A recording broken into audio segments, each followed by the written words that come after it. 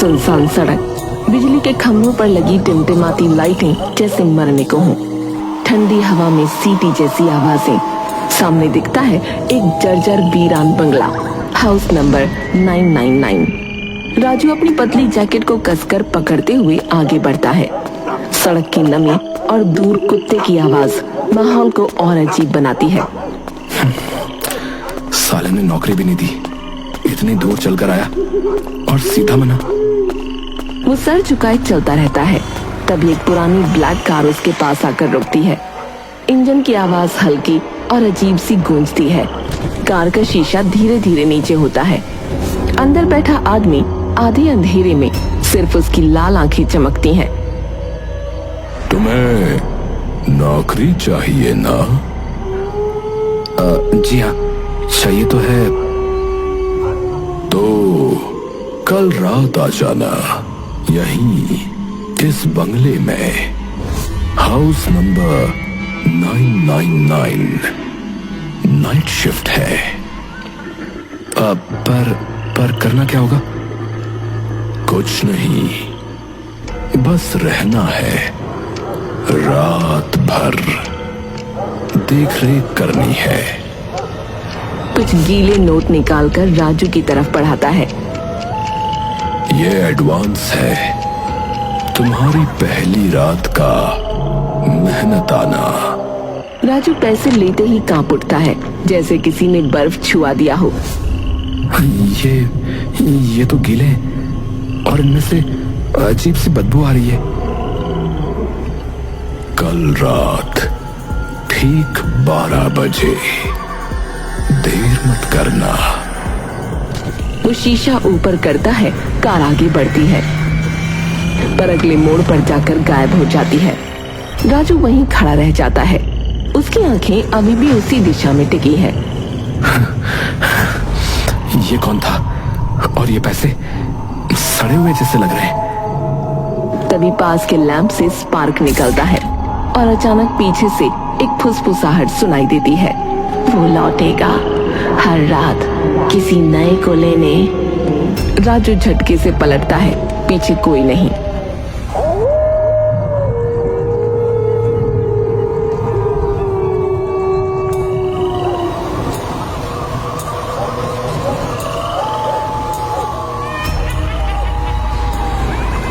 घना अंधेरा, हल्का सा कोहरा और वही पुराना बंगला, हाउस नंबर 999, जैसे सैकड़ों सालों से वहीं खड़ा हो, सब कुछ सुनता, सब कुछ छुपाता।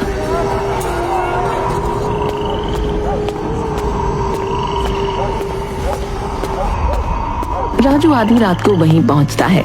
उसकी नजर बंगले के गेट पर जाती है, जहां वही रहस्यमयी आदमी पहले से खड़ा होता है।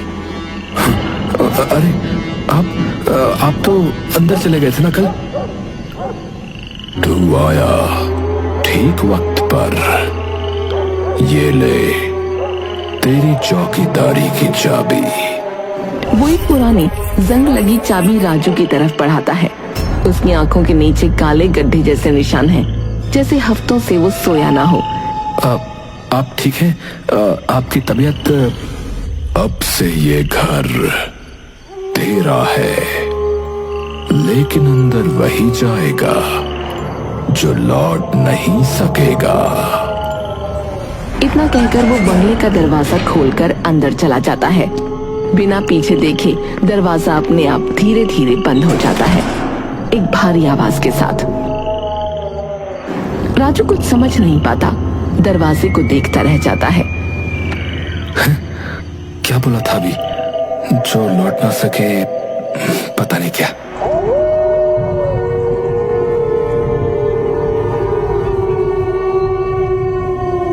कुछ देर बाद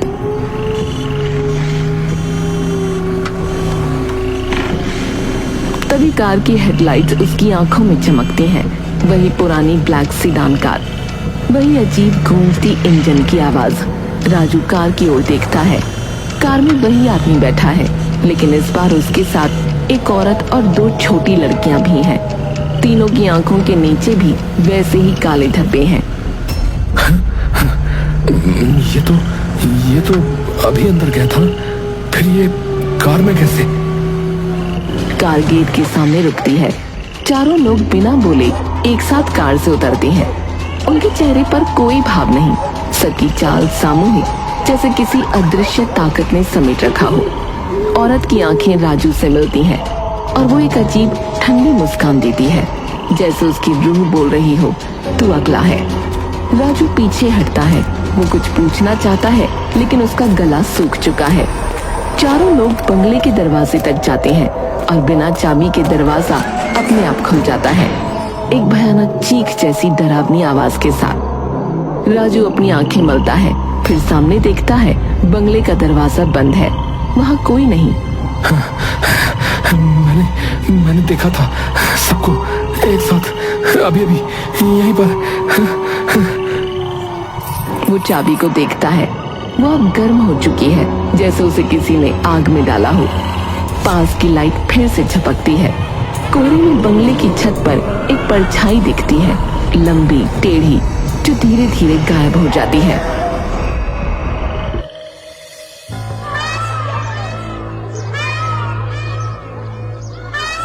सुबह की रोशनी कमरे में झांक रही है, लेकिन माहौल फिर भी भारी है। राजू थका हुआ, आंखों में नींद और डर लिए बैठा है। उसकी पत्नी सुमन रसोई के बाहर आती है, चेहरा बिगड़ा हुआ। राजू, ये कैसी बदबू है घर में? उल्टी से आने लगी मुझे। मालूम नहीं, मुझे तो कुछ ठीक नहीं लग रहा है। मैंने पूरी सफाई कर ली, गैस चेक कर ली, फिर भी बदबू जैसे किसी सड़ी चीज की हो। राजू उठकर बैग के पास जाता है, जहां उसने पिछली रात मिले नोट रखे थे। जैसे ही वो बैग खोलता है, एक भयंकर बदबू कमरे में फैल जाती है। हाय दैया, ये क्या है? ये वही पैसे हैं जो उस आदमी ने दिए थे, बंगले वाले। वो नोट निकालता है। अब वो काले पड़ चुके हैं और उनमें से चिपचिपा पसीना जैसा कुछ लगा हुआ है। उन पर कुछ हल्के खून जैसे निशान भी दिखते हैं। राजू, ये तो कोई शापित चीज लग रही है, इन्हें घर से बाहर फेंक दो। पर ये मेरी नौकरी का एडवांस है, मैं इन्हें फेंक नहीं सकता। तो उस नौकरी से इस्तीफा दे दे। वो लोग वैसे नहीं है, वो लोग मुझे ढूंढ लेंगे। राजू वापस आ चुका है, चाबी से दरवाजा खोलता है, पर अंदर नहीं जाता, सिर्फ बाहर चौकीदारी कर रहा है। हवा में ठंड और डर दोनों घुल चुके हैं। दूर घंटे की टन टन बजती है, आधी रात का वक्त। राजू बंगले के सामने खड़ा है, आंखें गेट के पार अंदर की तरफ। तभी बंगले के अंदर की लाइट एक झटके से जलती है, फिर बुझ जाती है, फिर जलती है, जैसे कोई अंदर चल रहा हो। कोई अंदर है? कोई अंदर है क्या? वो आंखें मलता है और तभी देखता है दो औरतें सफेद साड़ियों में, हाथों में मोमबत्तियां लिए धीरे धीरे घर के हॉल से चलती हुई छत की तरफ जाती हैं।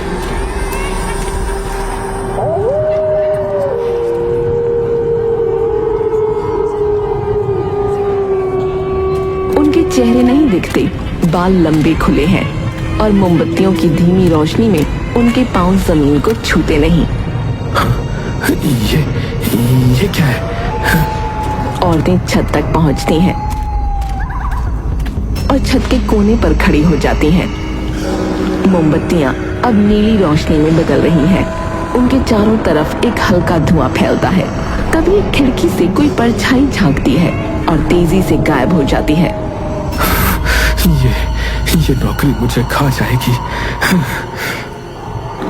वो चौकीदार की कुर्सी पर बैठने ही वाला होता है कि उसे बंगले की दीवार से आती आवाजें सुनाई देती हैं।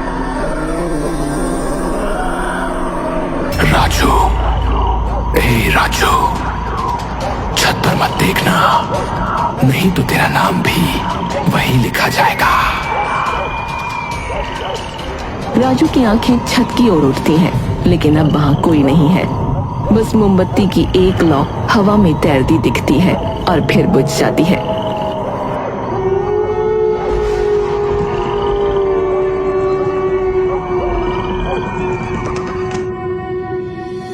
सुबह की हल्की रोशनी लेकिन हवा में अब भी रात की सर्दी और कुछ अनदेखा डर लिपटा हुआ है। राजू अब भी कुर्सी पर बैठा है, पूरी रात की थकान, आंखों के नीचे गहरे काले घेरे। बंगले के सामने वाली सड़क से लोग निकल रहे हैं। सब राजू को घूरते हुए जाते हैं, जैसे वो कोई अशुभ चीज हो। अरे ये वही आदमी है ना जो उस बंगले की रात की ड्यूटी करता है? हाँ, लेकिन अब तक ये जिंदा कैसे है भाई? राजू इन बातों को सुनता है लेकिन अनसुना करता है। तभी सामने से एक बुजुर्ग बाबा फटे पुराने कपड़े पहने, हाथ में झोली लिए, लड़खड़ाते कदमों से आते हैं। कुछ दे दे बेटा, भूखा हूँ। रुकिए बाबा, देता हूँ। राजू जेब से वही नोट निकालता है जो उस अजीब आदमी ने दिए थे, लेकिन जैसे ही वो नोट बाबा की तरफ बढ़ाता है, बाबा की नजर बंगले पर पड़ती है। वो एकदम सख्त हो जाता है, आंखें फैल जाती हैं।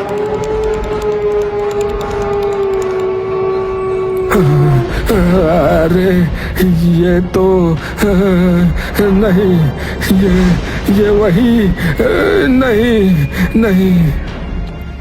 क्या हुआ बाबा, आप कांप क्यों रहे हैं? ये घर जिंदा है, ये जिंदा है, ये निगलता है और फिर थूकता भी नहीं। हाँ बाबा, ये क्या कह रहे हैं आप? तू बच नहीं पाएगा, तू नहीं बच पाएगा। उसके अंदर जो है वो अब तुझे पहचान चुका है।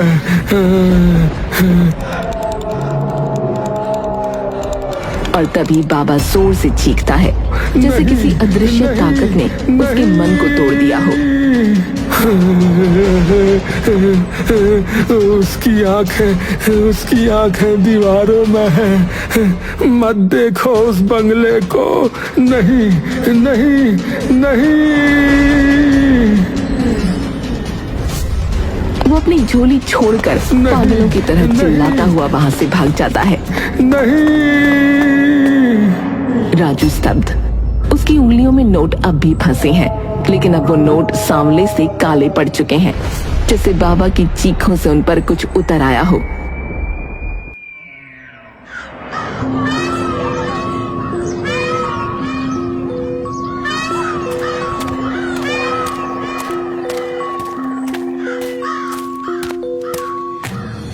सुमन रसोई में है, लेकिन राजू इस बार शांत नहीं है। अंदर कुछ टूटा हुआ है।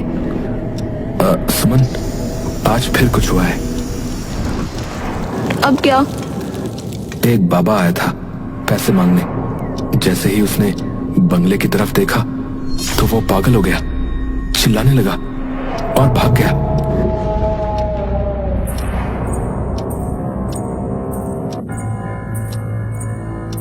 क्या बोला उसने? वो बोला कि बंगला जिंदा है और अब वो मुझे पहचान चुका है। राजू, छोड़ दे ये नौकरी, छोड़ देना। अब छोड़ना आसान नहीं है। लगता है अब वो मुझे नहीं, मैं उसे चाहिए। तभी घर की खिड़की अपने आप खटाक से खुल जाती है और बाहर से वही सड़ी बदबू फिर से घर के अंदर घुसती है। फिर से वही बदबू। राजू चुपचाप बाहर देखता है और दूर एक काली परछाई बिजली के खंभे के नीचे खड़ी दिखती है, बिल्कुल स्थिर, सिर्फ देख रही है।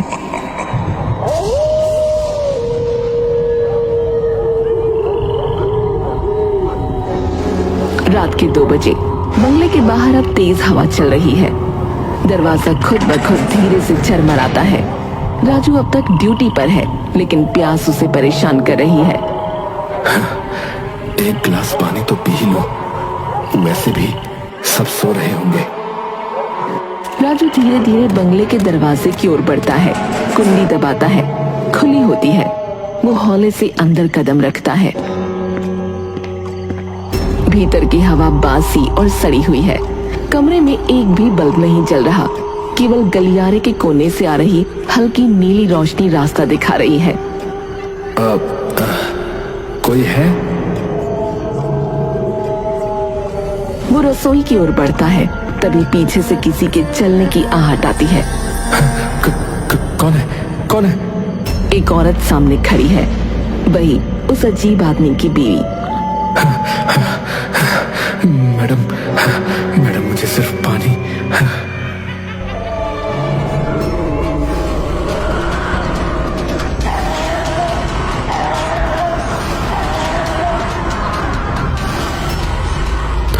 अरे आप ठीक तो हैं? अरे अचानक वो औरत हवा में उठने लगती है और कुछ ही सेकंड में उसका चेहरा झुलस जाता है। बाल बिखरते हैं, आंखें काली हो जाती हैं। अब वो भूत बन चुकी है। अब तू भी यहीं रहेगा हमारे साथ।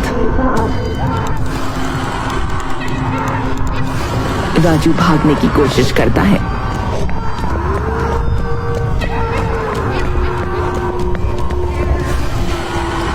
लेकिन तभी सामने की दीवार में दो और परछाइयां बनती हैं।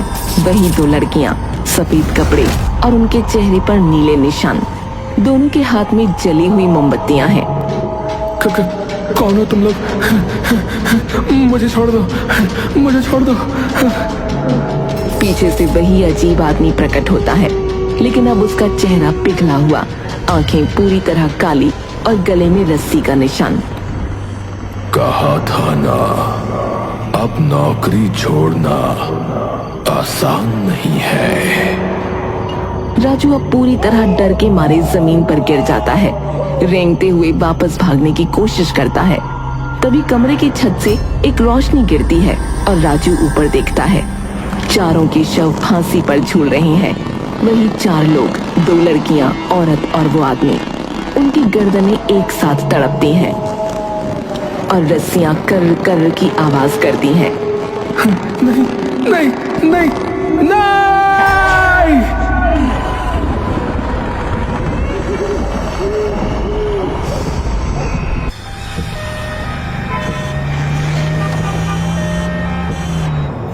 धीरे धीरे एक हार्ट मॉनिटर की बीपिंग सुनाई देती है। राजू की आंखें खुलती हैं। वो अब अस्पताल के बेड पर है, माथे पर पट्टी, आंखें सूजी हुई। राजू उठ गया, भगवान का शुक्र है। वो सब सच था। मैंने देखा, लटके हुए थे चारों। डॉक्टर ने कहा तुम्हारा शुगर लो हो गया था, शायद कोई बुरा सपना। नहीं, ये सपना नहीं था। वो सब मर चुके थे और अब वो बंगला, वो उन्हें निगल चुका है। कैमरा खिड़की की ओर जाता है, जहां से वही बंगला, हाउस नंबर 999 दूर एक धुंधली परछाई की तरह दिखता है।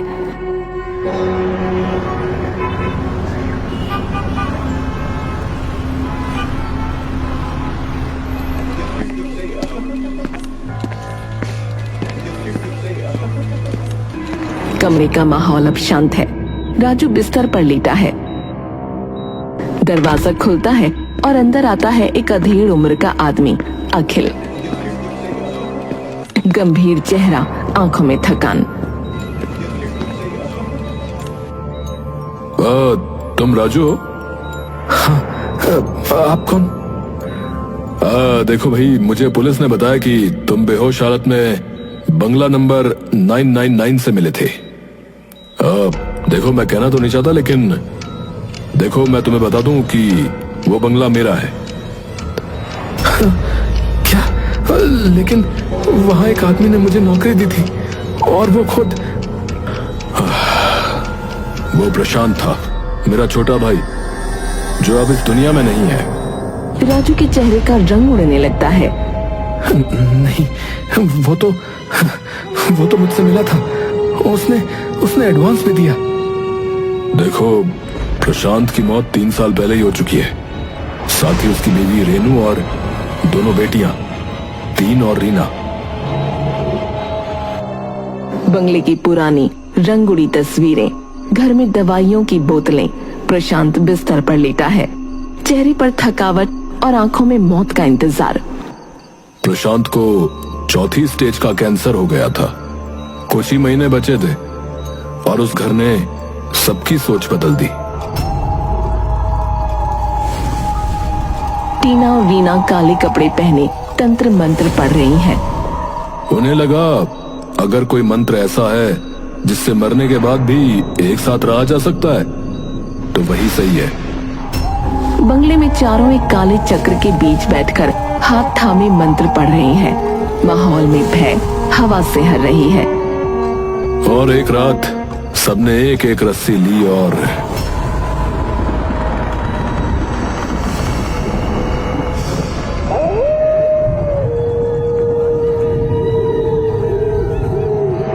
इसीलिए उनकी आत्माएं अब भी वहां हैं, एक साथ बंगले में। हाँ, और शायद अब वो बंगला ही उनका संसार बन गया है। मुझे वहां दोबारा जाना होगा, आखिरी बार। राजू, वो लोग अब इंसान नहीं रहे। मैं डर कर नहीं जीऊंगा। जो देखा है उसका सच दुनिया को पता होना चाहिए। आप मेरे साथ चलिए। अखिल कुछ देर सोचता है, फिर हाँ में सिर हिलाता है।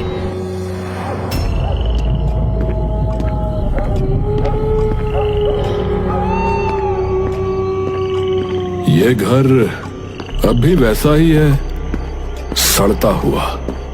राजू दरवाजे पर खड़ा है, आंखें बंद। राजू, राजू।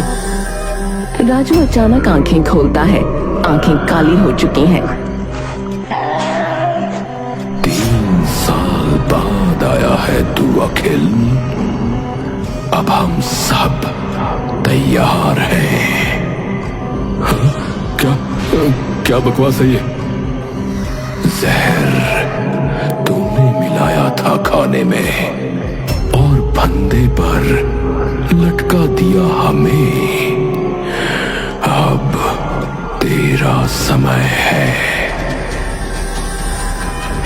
तभी कमरे की लाइट झपकती है। छत से 3 साए नीचे उतरते हैं। रेनू, टीना और रीना, सभी के गले में रस्सियां, आंखें जल रही हैं। नहीं, नहीं, तुम लोग मर चुके हो। नहीं, मौत हमारे लिए मोक्ष नहीं थी। अब तू मिलेगा हमें। चारों आत्माएं अखिल पर झपटती हैं। नहीं, नहीं।